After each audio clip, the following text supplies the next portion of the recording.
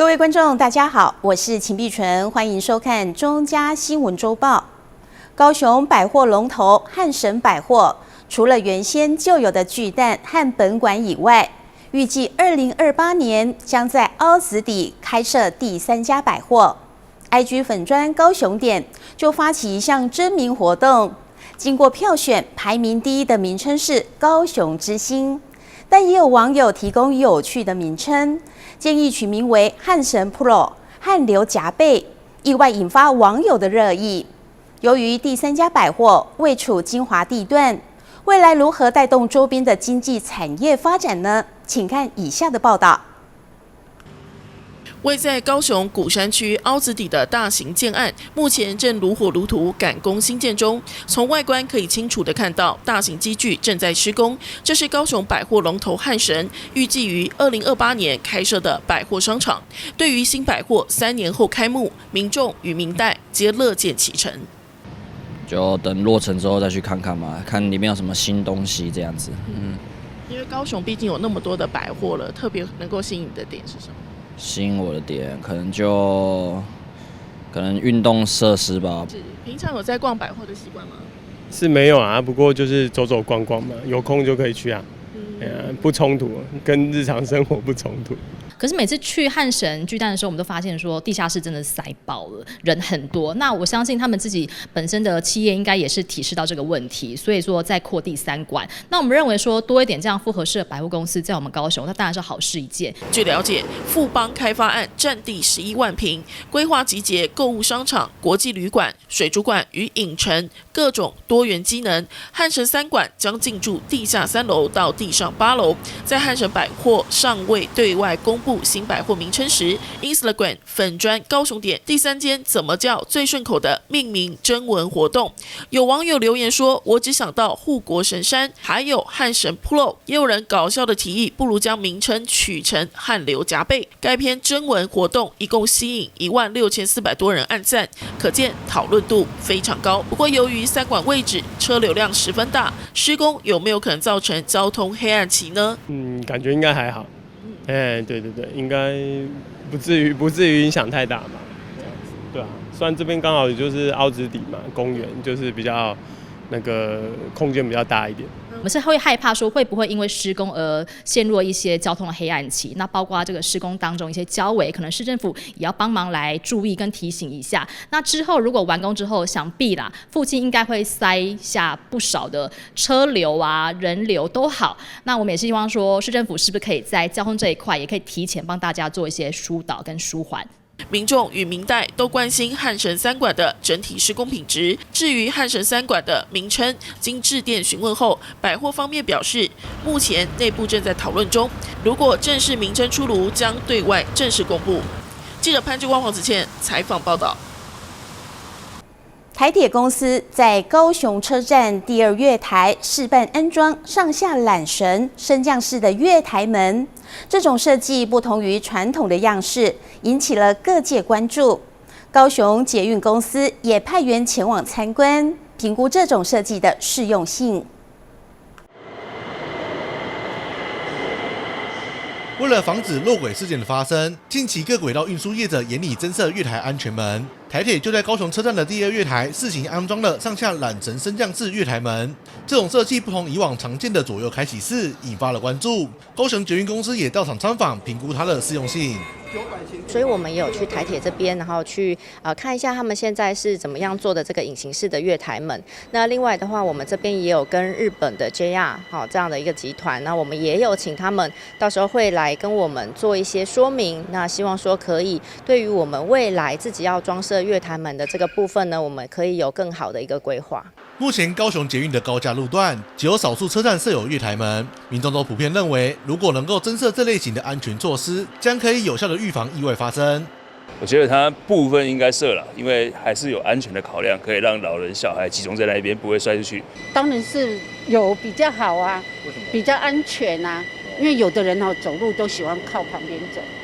不过，目前台铁试办的新型月台门，由于绳索相当密集，外观设计引发不同评价。部分捷运乘客也表示，高雄捷运如果要采用子设计，可能还需要多加审慎评估。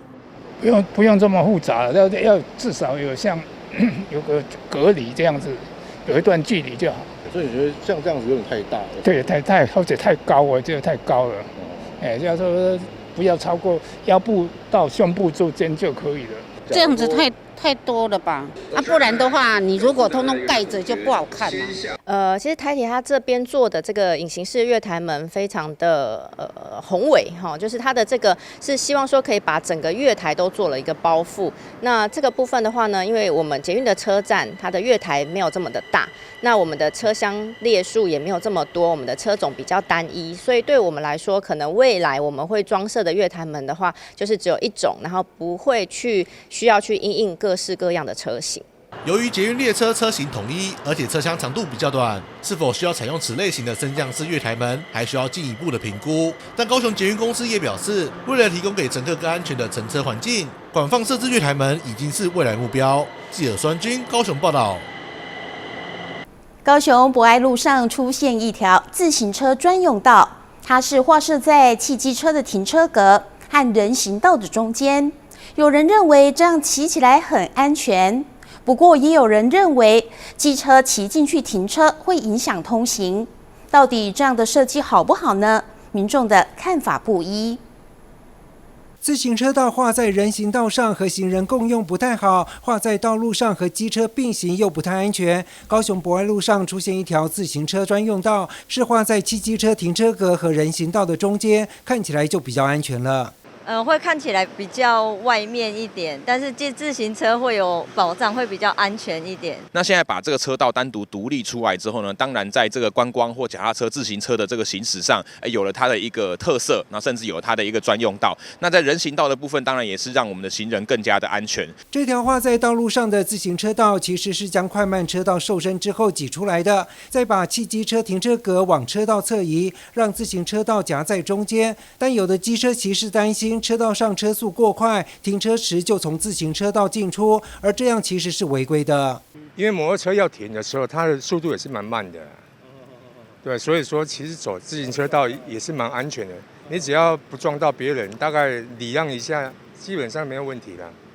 就是因为可能如果路不够宽的话，你后面如果你要推出去的时候，如果后面有来车的时候，车速快的时候，可能会有这方面的就是安全的疑虑这样子。那现在的状况其实就是说，我们把车道进行一个缩减。那这个缩减要拿来做什么呢？其实就是大家所需要的，就是停汽机车。那另外一个就是我们把脚踏车的这个车道，把它跟人行道做一个进一步的区隔。这种保护型自行车道的设计在台南也有，成效还不错。市议员张博洋认为，汽机车切入停车格时本来就要放慢速度，开车门或牵出机车时也要注意后方的来车，和原本的设计并没有不同，而且还可以解决许多问题。路外的机车停车格的时候，它还是要从一般的车道，然后从外面切进来，而不是从里面切出去。好，那第二个是，如果你要离开的话，你应该也是从外侧八股出去，而不是往前顺着自行车车道出去，因为自行车车道本来就不能拿来骑摩托车。就是可能它的原意就是只是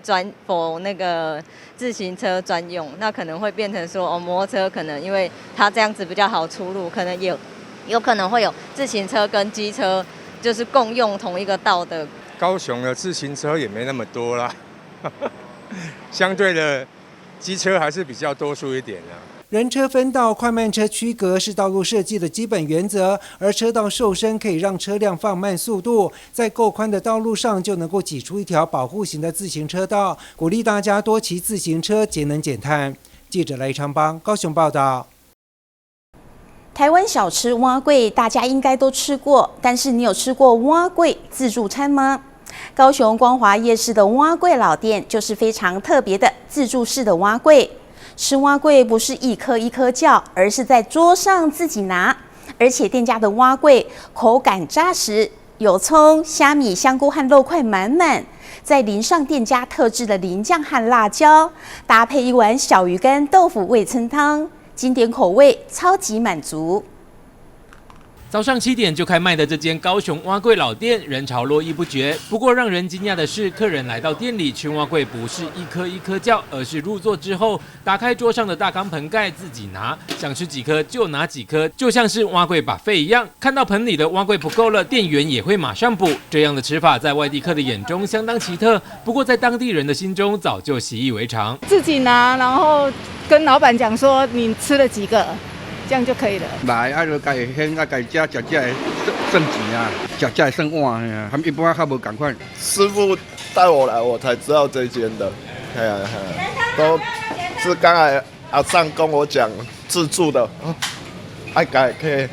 不只是吃法特别，老店碗粿口感扎实，油葱、虾米、香菇、肉块配料满满，淋上店家特制的酱汁和辣椒，最后再配上一碗有小鱼干豆腐的味噌汤，真的是超级满足。这样经典的味道，陪伴不少高雄在地人一起长大。你卖10块，食啊，这变食40块啊，第3代啊吧，有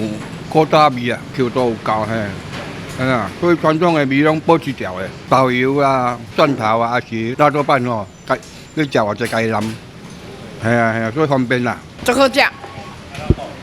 我嘢内底吼气味足好啦，啊料有啦，足香，一支啊。啊，袂歹，赞。老板不吝啬他的酱料给客人去盛啊，他的汤鲜味很足够啊，对啊，料也很实在啊，不马虎。早期台湾没有保温箱，店家只能用蒸笼保鲜，客人一多难免无法应付。碗粿老店开发出自助buffet新吃法，让客人自己来动手，不只成功节省店里的人力，更见证出上一代店家与顾客之间用美味串联起来的信任和情感。记者张世明，高雄报道。多数人吃过冬瓜、西瓜、南瓜，那北瓜呢？事实上，原产于美洲的鱼翅瓜，口感像鱼翅，是一种瓜肉像冬瓜，外形像西瓜，品种属于南瓜，俗名叫做北瓜的植物，在台湾相当的罕见。林雅区卫武里社区就有民众获赠多颗的北瓜，大家看的是啧啧称奇。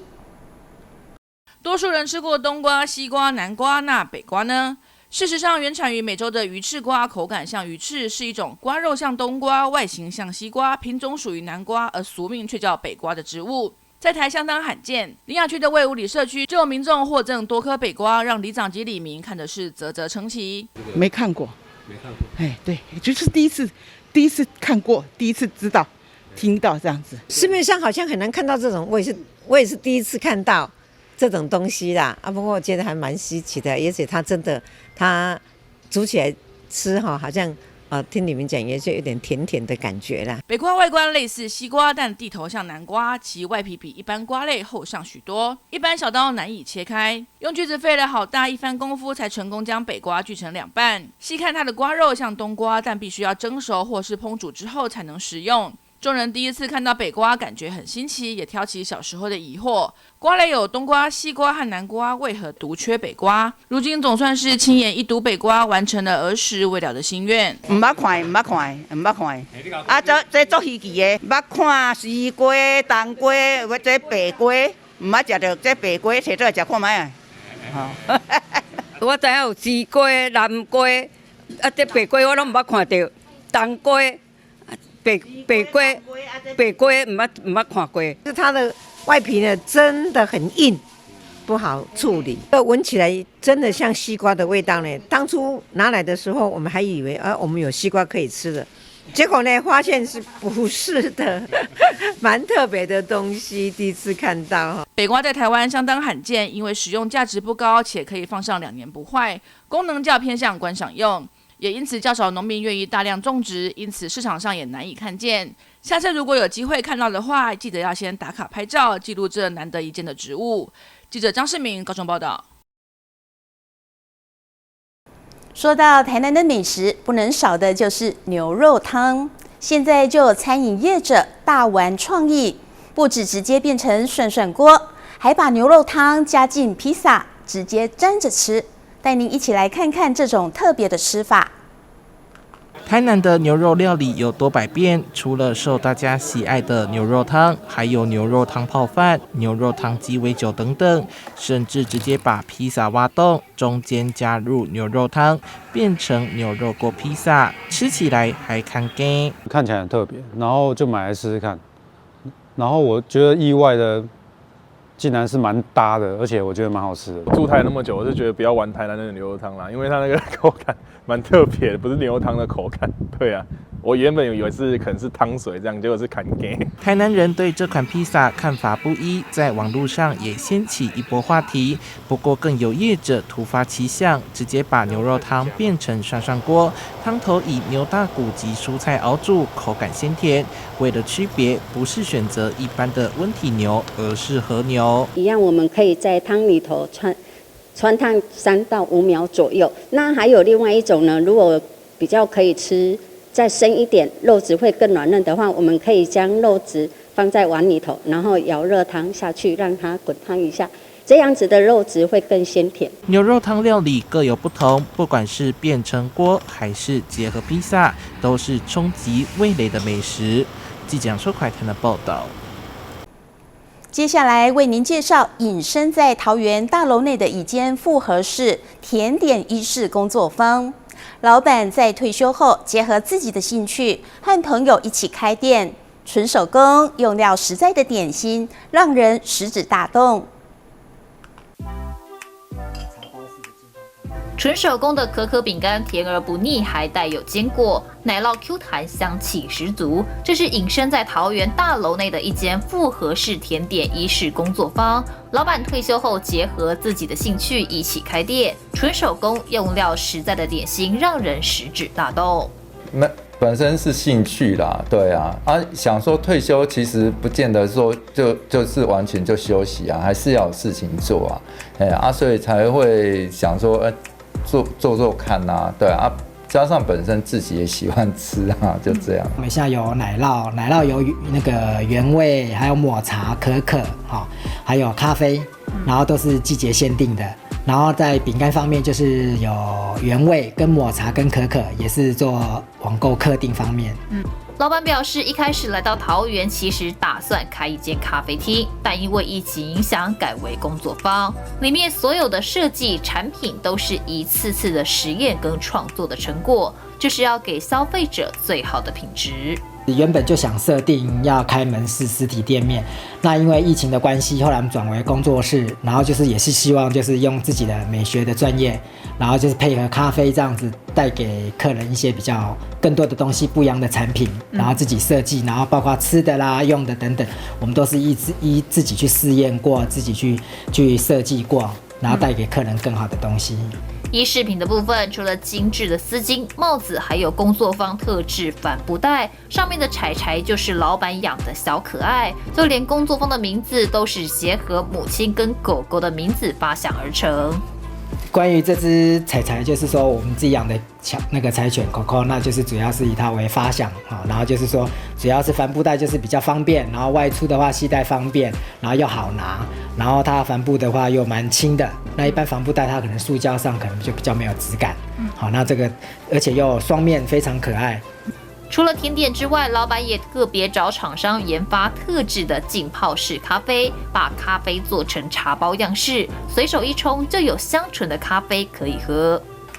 我想说，因为其实现在市面上普遍都是滤挂嘛，那其实滤挂来讲，说实在有时候在冲泡上其实不是那么简便，那也是比较花时间嘛，那你要专门等待。那后来发现，有浸泡这样子，像茶包这样子。就冲了，然后就泡一下就可以喝的话，这蛮方便的。现阶段甜点都采预定制，商品以线上贩售为主，也有定期实地摆摊，多元拓展通路与客群。那还有在内湖部分，我以前开店在那边，那就是每个礼拜一也会过去摆摊，然后就是让商品跟客人有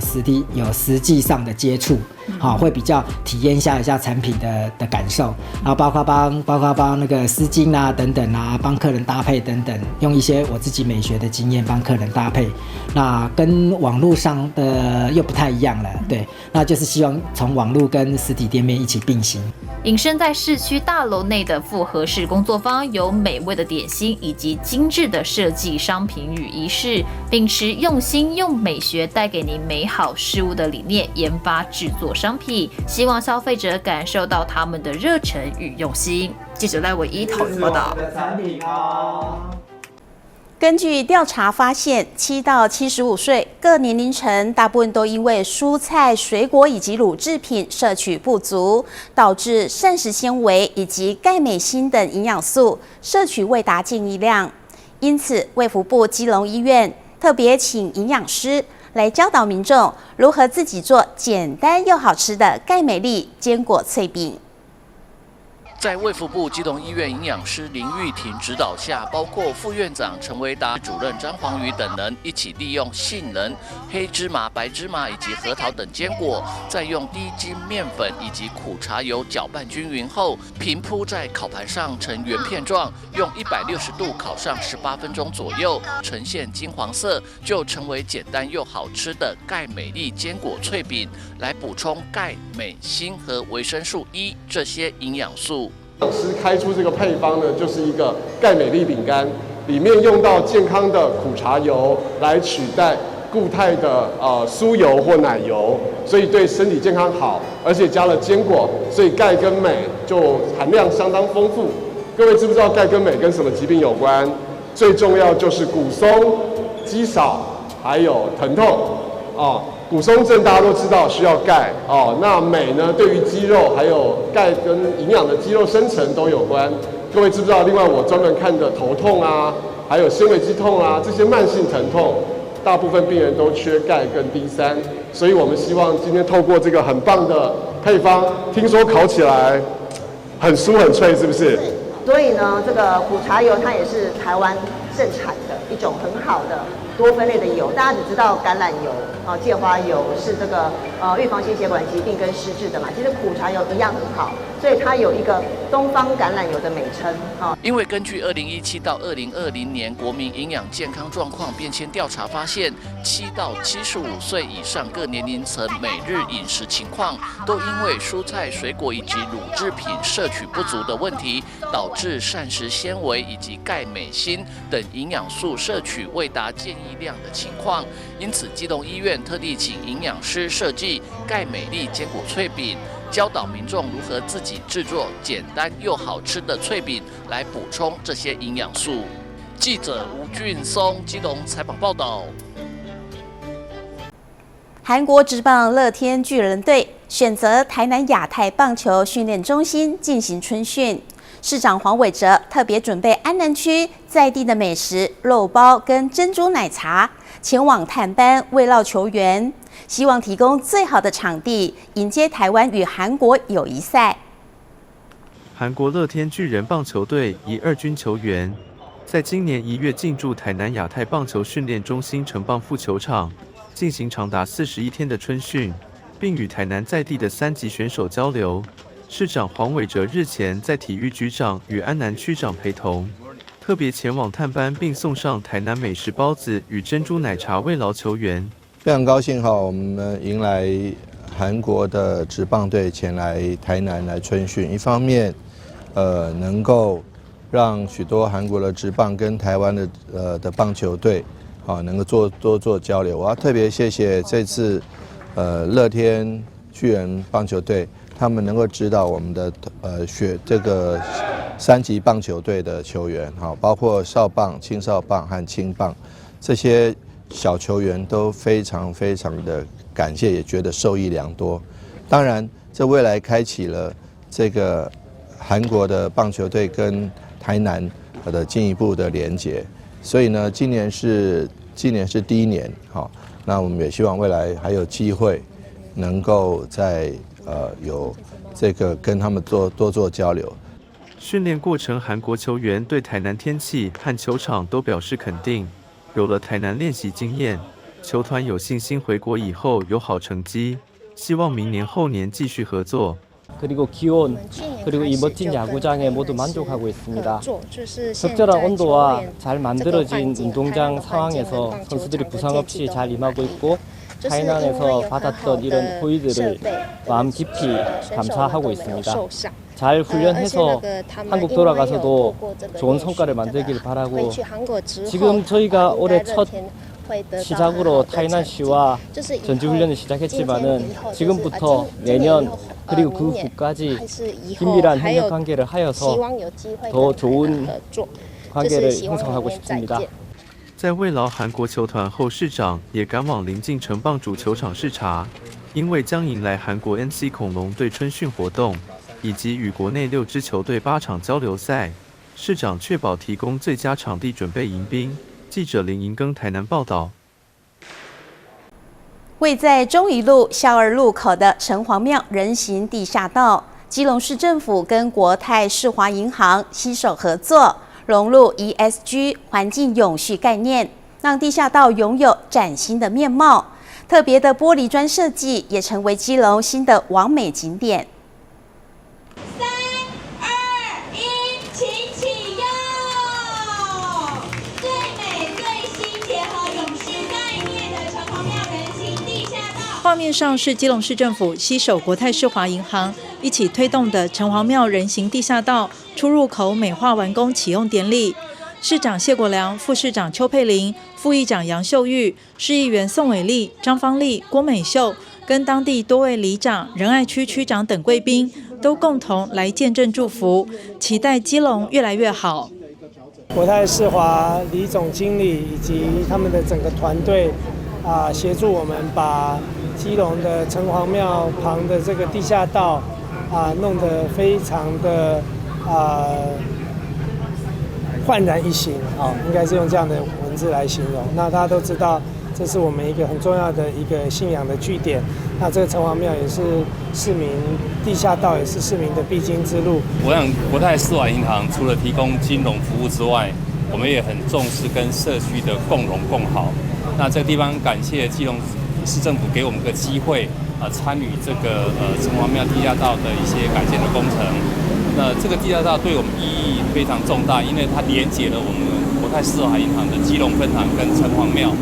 这是我们的员工、我们的客户，这是我们广大的一些基隆市民的每天必经之路。因为基隆是一个有历史文化的城市，怎么样把一个新的在都市景观自治条例当中的跟国门广场做结合，我想是很高难度的。那国泰世华从8家设计商当中筛选了一家非常棒，它将新跟旧结合，所以可以看到国泰世华这边的帷幕玻璃帷幕跟在城隍庙那边是不一样的。更重要的是，它搭配了很多玻璃因素，从玻璃里面去看到传统的历史文化。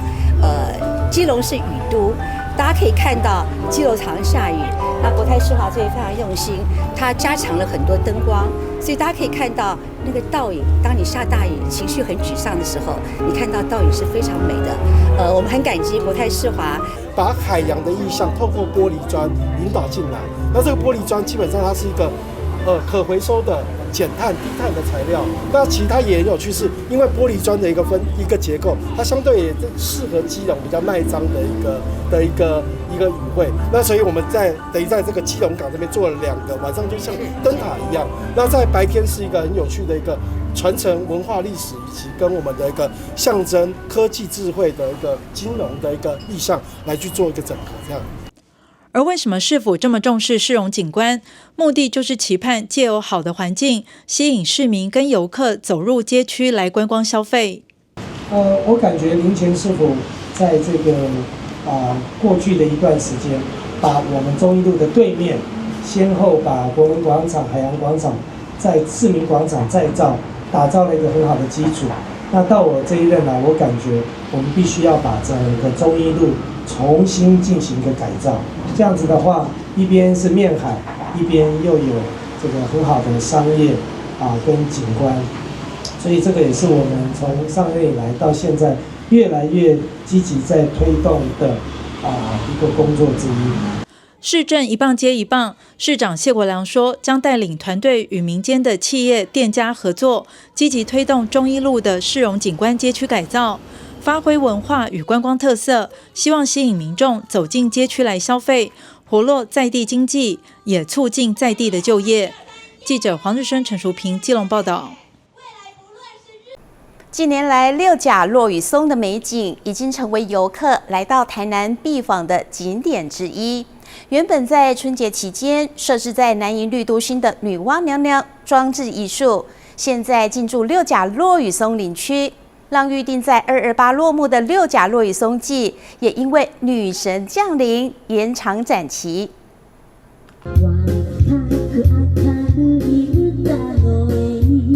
落羽松随季节转黄变红，林间水面倒影，充满诗意的画面，令人流连忘返。台南六甲区有着全国最大面积的落羽松林区，不少游客把握落羽松季结束前，专程规划来台南旅游，就是为了一睹这梦幻美景。六甲落羽松赞不赞？六甲加的落羽松，加的风景安呢？哦，有够赞！阮来这翕相嘛翕足多。啊，恁倒位来？阮台中市大甲区，很漂亮，你的公主呢，这少年。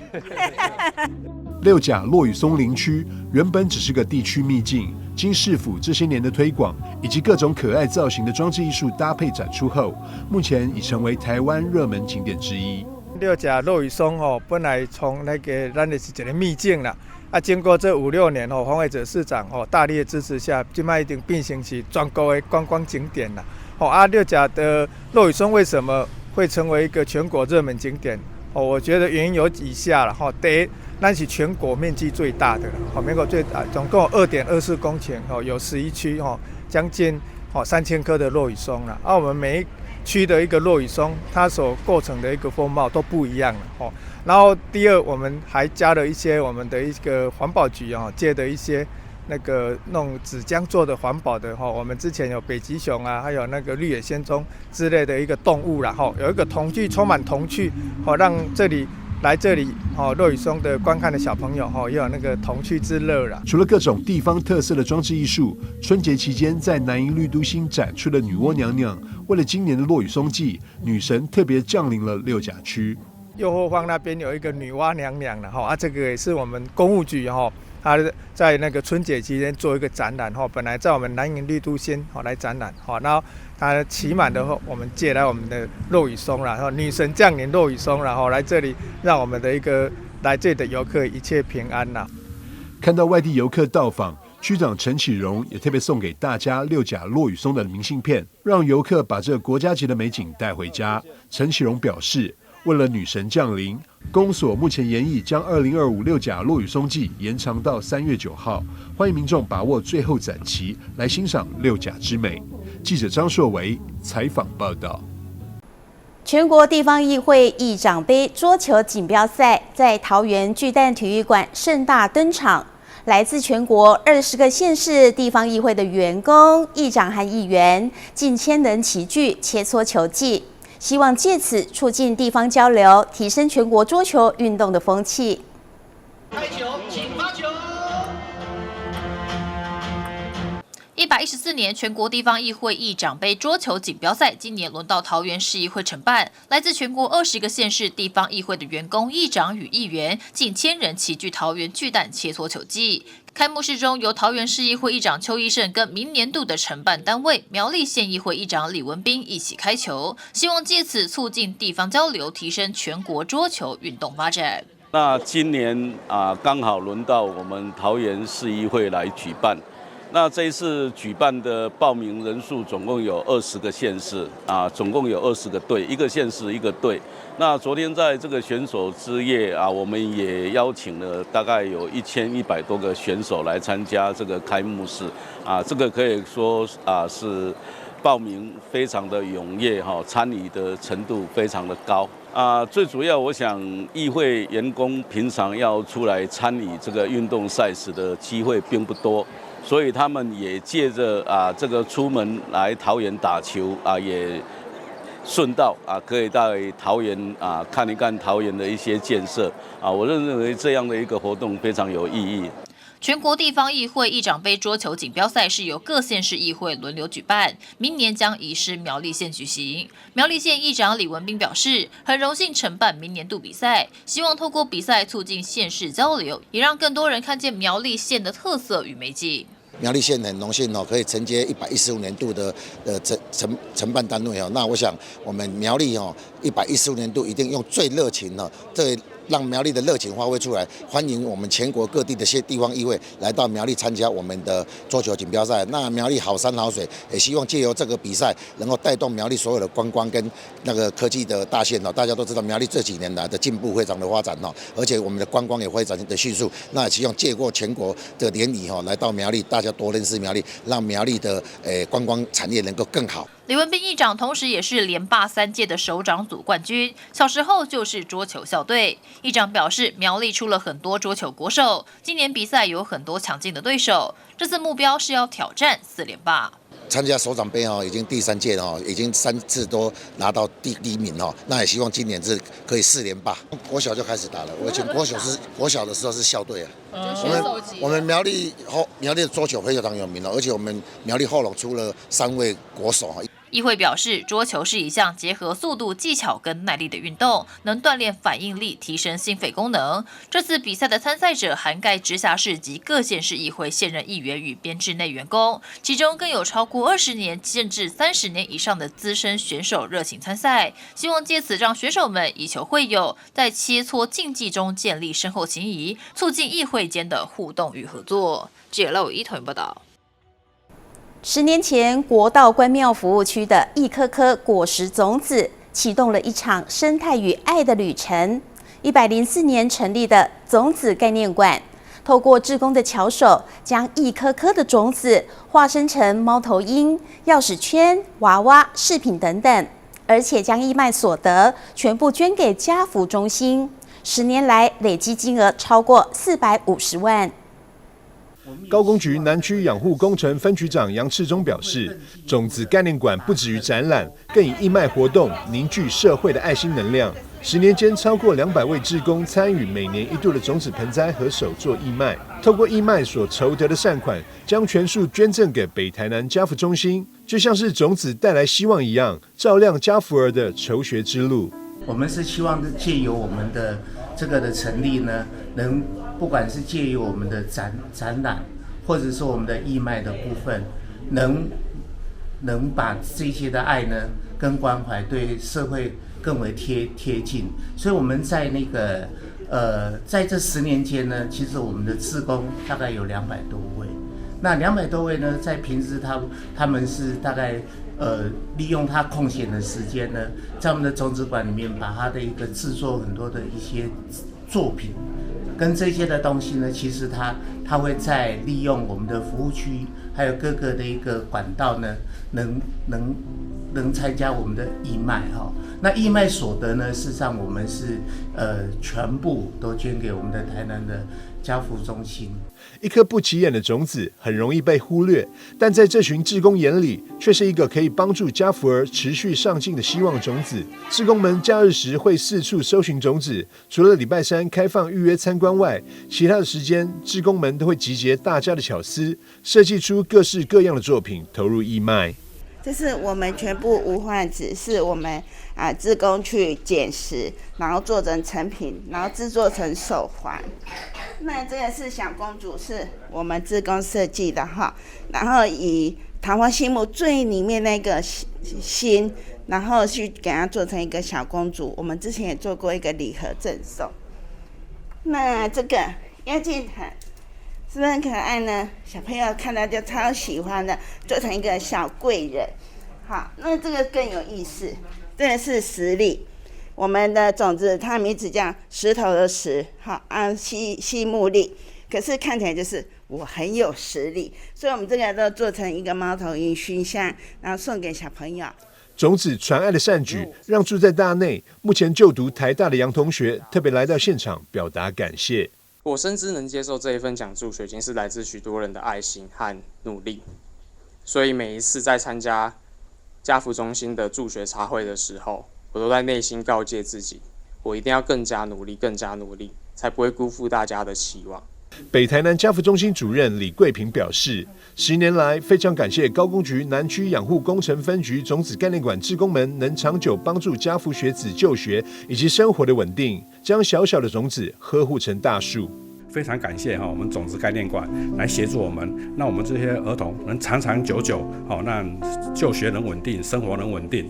那就是一颗种子它发芽，它会长成一棵大树。在我们的小朋友里面在我们的种子馆的志工引导下我们心有多大就可以种多少种子。那这片福田那我想必将来以后他们长大以后一定是可以回馈社会。高工局南区养护工程分局种子概念馆志工爱心10年不中断，令人敬佩，持续用爱心种子照亮弱势学童的助学之路。他们也期待社会大众能继续关注并支持各种家扶的爱心活动，让弱势学子能借由教育脱贫，展开自己全新的人生。记者张硕维采访报道。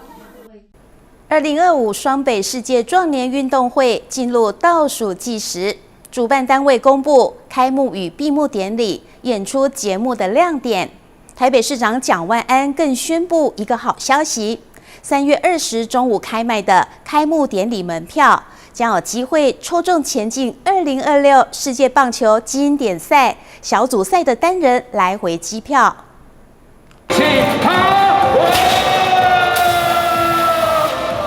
台北市长蒋万安、副市长林奕华与新北市副市长刘荷兰等人一起抛出彩带，正式宣告2025双北世壮运进入倒数计时阶段。根据主办单位统计，这一次世壮运参赛选手高达25000人，预估将有4.8万人次参与各项赛事，不但超越多年前台北市大运人数，更创下国内举办国际运动赛事纪录。目前我们统计的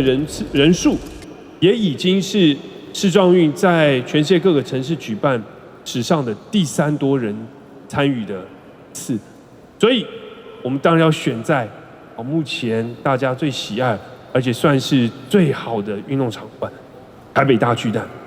所以当然我相信也给总制作各位老师出了一道难题在这么大的一个场域，等于第一次要办一场国际赛事的开幕式。新北市副市长刘荷兰也透露，这一次参赛选手国内最高龄104岁，国外更有105岁选手参赛，具体呼应这一项不分年龄、没有资格限制的国际赛事，运动无界，人生无限的精神。我们台湾是104岁，泰国来的一个105岁，他3铁都报名了。所以当我们看到这个资料的时候，就知道我们台北市跟新北承办这一次的世壮运，它代表的已经不是只有运动竞技，而是一种跨世代、跨文化整体的感觉了。所以新北市今天来做3件事情：第一个，感谢谢跟台北市的合作，这是一个非常好的感觉；第二个，承诺，那就是要跟我们的市民承诺，我们一定好好的把这一场这个赛事跟新北、台北这2个形式，我们一定把它办得非常好。在总制作人李坤颖详细解说下，号召600位以上表演者与超强阵容共演的双北世壮运开闭幕典礼各项亮点也首度曝光。开幕典礼前更规划前导活动梦想壮年游，将集结近1万名参赛选手、队职员与教练参与，盛况空前。在台北市政府的门口，会有数万人、数万名来自世界各国的选手们经过台北市政府，沿路我们来到。大家摇旗呐喊我们来到这个经过国父纪念馆，这些选手们呢会被邀请跟鱼贯的进入到大巨蛋。我们从下午的5点开始就进行这个游行的壮年游。知名歌手阿爆也受邀撰写世壮运主题曲，将在开幕典礼上演出，展现台湾丰富多元的民族文化与软实力。在这次我们的开幕表演当中，其实我们有一起共创了一个新的曲子。对，新曲子。对，那除了我以外，也有跟我们一起去巴黎文化奥运表演的团队成员纳瓦少女队，跟大家挥手。珍妮跟 Kibi 今天也在现场。对，然后我们也会一样，就是这次特别为了2025新北的世壮运，在开头我们做了一个曲子，是我们一起共创的，以及柯志豪老师还有团队们，然后也非常期待，希望大家可以感受到台湾原住民文化的力量。除了介绍开闭幕典礼亮点，台北市长蒋万安也宣布一项好消息：只要购买3月20号起开卖的世壮运开幕典礼门票，不但可以在大巨蛋欣赏一流赛事表演，以及享有多项超值消费优惠，更有机会抽中前进2025世界棒球经典赛小组赛单人来回机票，让您到现场为中华队加油。这一次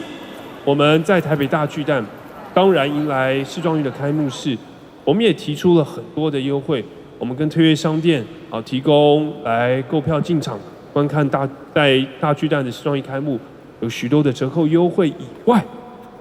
另外我在这边也跟大家宣布，只要能够来大巨蛋参加世壮运的开幕式，就有机会抽中飞去看经典赛中华队的比赛，而且有10组来回机票。我们既然要欢迎大家，就要大气一点。我自己都很想参与抽这个来回机票。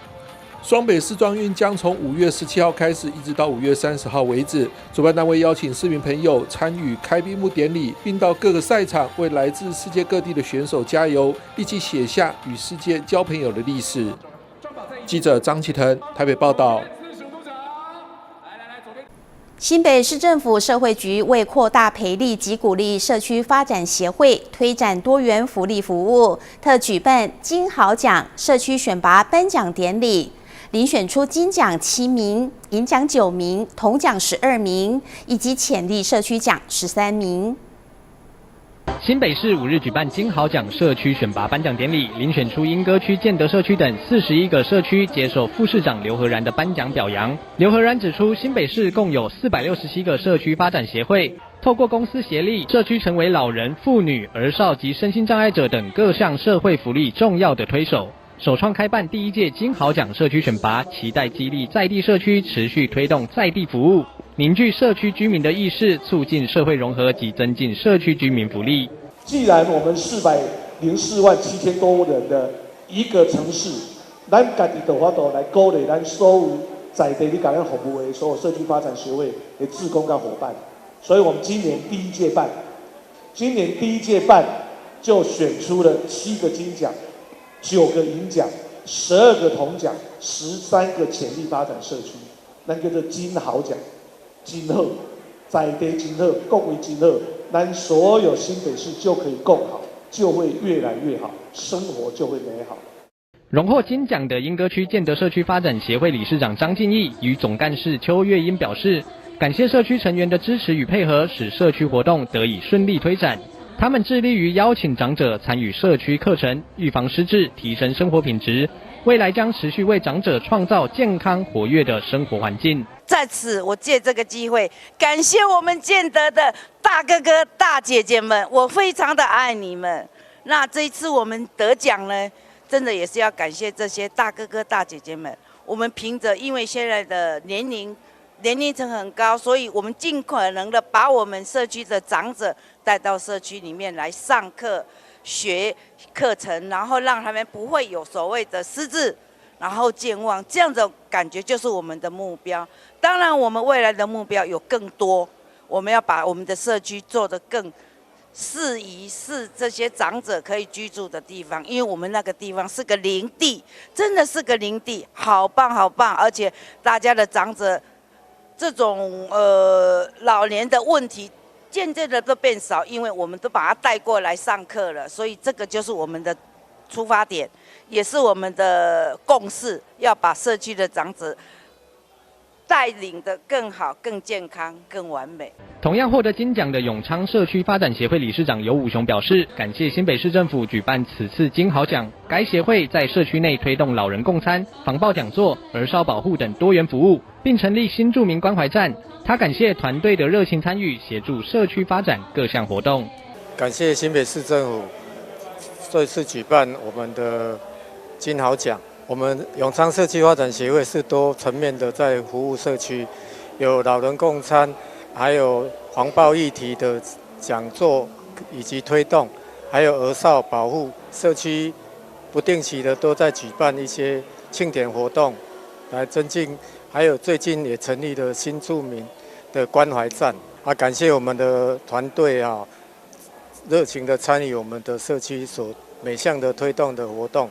他们真的是尽心尽力在协助社区的发展。社会局表示，为实践福利社区化的理念，社区发展协会以在地人照顾在地人的服务模式，推动各项社会福利。首次举办的金好奖社区选拔，以组织、培训及服务3大面向，检视社区的基础能量及服务推展成效，透过社区间的相互观摩学习与交流，分享服务经验与心得，让新北市的社区经好，共创美好。记者吕其坤新北采访报道。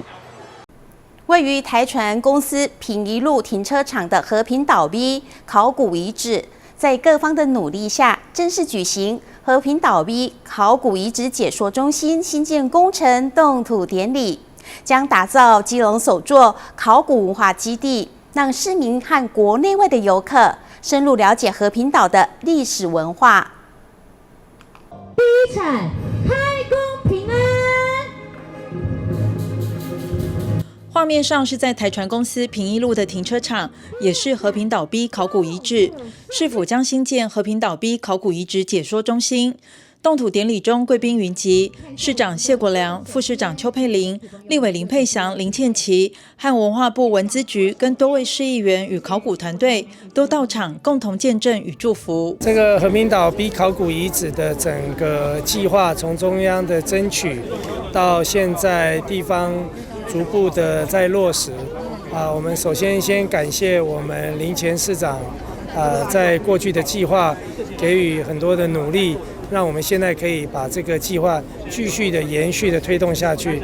接着我要特别谢谢包括佩祥委员跟倩琪委员今天有到场，他们也在这一路过程中跟这个文化部的文化资产局做了很多的争取。那也特别谢谢陈局长今天能够亲自过来。那我想我们继续的好好的会把这个和平岛的这个 B 考古遗址未来建好以后，会成为一个大家能够多了解和平岛文化的一个中心。基隆提出的这个大基隆历史场景再现整合计划，是我们过去这7、8年来我们一个很指标性的一个示范案例。常常我们在讲说是再造历史现场有哪些优良的案例，基隆一定是不会被忽略的。那刚才市长讲的，就真的是就是我们是一棒接一棒，前面林右昌市长这奠定了很多基础。那我们也非常高兴，谢市长继续往下，尤其这个是一个非常重大的发现，从考古现场来讲，发现了我们从这个里面，刚才市长有提到，这里面发现了相当多的这些遗物遗留，也见证了当时我们台湾这块岛，特别是和平岛上多元族群互动发展的这种状况。它当时也呈现了在大航海时代，我们台湾在世界地理位置的重要性。所以我觉得这个计划真的是非常非常的好，尤其这个刚才我们要感谢台船，真的愿意让我们的考古发掘团队能够下去做一些挖掘。这个遗址是很多文化层的，那么其中一个很重要的就是西班牙的这个诸圣教堂的这个遗留，这是全台湾唯一的。我们现在要了解西班牙的历史，这是唯一的见证。我想这个是非常重要。我们不管喜不喜欢西班牙在台湾殖民，但它毕竟它是整个台湾历史的一个段落那么少了这一段落，台湾历史就不够完整。那未来很重要的就是未来建好之后怎么去管理，怎么继续去发挥它的一些展览的或者解说的功能这个是非常重要的，可能要事先规划好这样。我就在中间协调，让市政府跟台船来共同开发这个遗迹。未来的展望，我期待说我们文化部能够支持，把这边变成一个所谓国家级的博物馆，国家级的古迹，一级古迹，来纪念说台湾以前西班牙人来的时候的过去。另外一方面也是把这边整个我们的在正滨渔港这附近的这个观光景点，除了只是好看好玩之外，更有更深一层的历史意义。我觉得这个地方让我从不同的角度来看待台湾的历史，看待台湾跟世界的连结。那我非常高兴，基隆市非常的前瞻做了这样一个考古遗址上的一个展示的中心，未来我们不知道会叫什么名字，但是在全世界的博物馆，我也走动了好几百个博物馆那这样子的遗址上面所建的博物馆是不多，而且在台湾也算是很早很先进的一个概念。那我非常感动，基隆市可以这样子拔得头筹来做这样子的工作。那我想这样子的意义非凡。因为明年就是我们西班牙这个400年的一个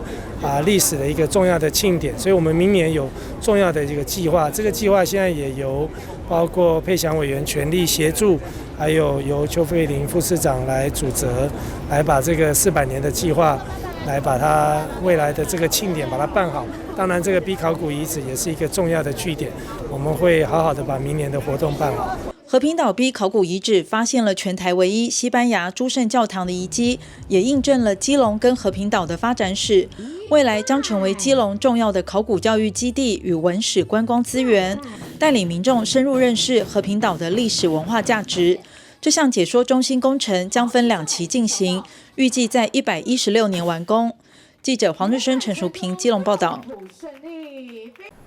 一位52岁的高女士罹患乳癌第3期，接受标靶药物治疗时，常常有拉肚子、肚子不舒服等等的副作用，让她根本不敢出门。经过台南市立医院3个多月的中医药调理后，除了拉肚子的明显改善外，也疏解头痛和失眠的问题。高女士也透过记者会现身说法。台南市立医院中医师杨之令指出，在癌症治疗过程，腹泻是最常见的副作用。其中一位高女士就因为罹患乳癌3期，完成手术后，持续用标靶药物治疗，结果一天要腹泻7到8次，加上不时腹痛，身体相当虚弱，根本不敢出门。后来经过中医部癌症特别门诊3个多月的调理和针灸治疗，除了腹泻明显改善，也舒缓头痛和失眠症状。我们就是帮他慢慢的帮他调理，就是主要是强健他的脾胃机能，然后再帮他做一些补养气血的动作，然后我们还有加上很多针灸的治疗一些脾经、胃经、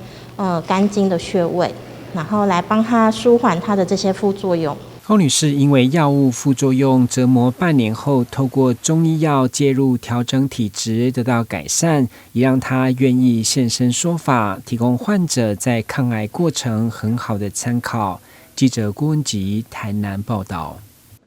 感谢您收看中嘉新闻周报，我是秦碧纯，我们再会。